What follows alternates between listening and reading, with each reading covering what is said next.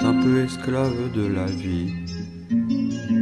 Là-bas, je nettoyais des vinyles. Tout ce que j'ai connu, je l'ai dans la tête. J'aimerais parler de filles avec des serre-têtes et revoir les belles fenêtres de l'école quand on était tout petit, quand on frappait avec le ballon dans le mur de l'église, qu'on s'asseyait sur le tapis. Madame Gauget nous lisait des livres. Elle parlait de Lancelot du lac et des chevaliers de la table ronde. En histoire-géographie, on parlait toujours de la Révolution. Les gens portaient des bonnets rouges et prenaient la Bastille. En 1989, à 5 ans, on fêtait le bicentenaire de la Révolution. On était habillés en petits révolutionnaires, avec des capuchons rouges sur la tête.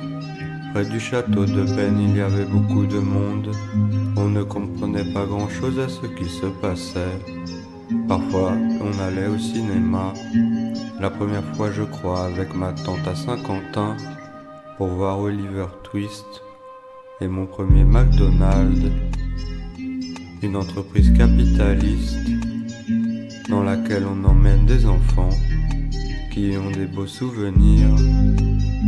La vie est pleine de contrastes, comme à Burger King, avec mon père, ou comme avec ma mère, qui m'oubliait sur des parkings.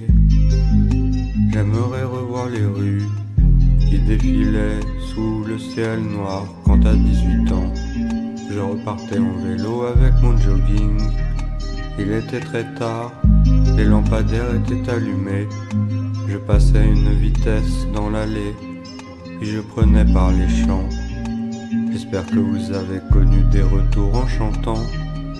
Tard dans la nuit dans votre adolescence, quand on ne comprenait pas dans quel sens on partait ou on remontait en enfance, vers l'âge adulte avec les petites souffrances.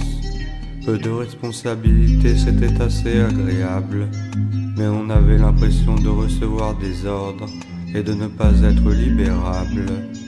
Les livres ont une drôle de tête, ils sont posés sur des tables. Il faut se méfier de ce qui est écrit, mais aussi de ce qui est dit. On ne sait pas la vérité, on retient son souffle à chaque instant. On a peur, on est constitué de porosité. Les lendemains de l'amorosité peuvent faire place à d'heureuses idées. Être heureux n'est pas une panacée. Camus disait que c'était du courage. Le mythe de Sisyphe, une grosse pierre qu'il faut monter jusqu'en haut de la montagne, en remontant les avenues du boulevard Saint-Michel, arrachant des rétros de mobylettes ou de motos. Tout ce qu'on fait n'est pas faux, tout ce qu'on a fait n'est pas beau. Les fenêtres sont très belles, elles enchantent la vie, car elles nous montrent le ciel.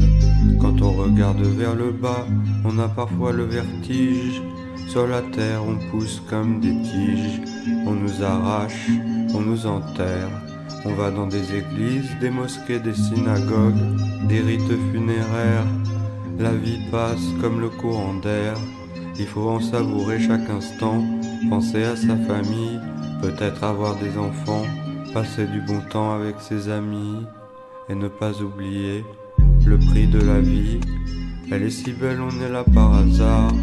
On est sorti d'un tiroir, une machine à coudre, à relier entre elles les différentes fibres. On sort de spermatozoïdes, on vient du vide, on retourne dans le vide. Ou bien le vide s'appelle Dieu, et il est plein de ce qu'on n'a pas sous les yeux. Je me souviens des matins où je partais en bus avec un pull vert pour le lycée Jean Villard. On retrouvait des personnes assises sur des bancs qui fumaient une petite cigarette au matin lent. Tout se passait, les gens grandissaient, quittaient leur famille, trouvaient des emplois, pénétraient dans des entreprises, passaient des concours ou touchaient le chômage, commandaient des boîtes à pizza le vendredi soir, comme chez Bidard qui habitait près de la gare. La vie n'est pas la même chose que l'art, elle est pleine de hasard. Mais là, peut-être plein de hasard, on se plaint parfois des mauvais coups du sort.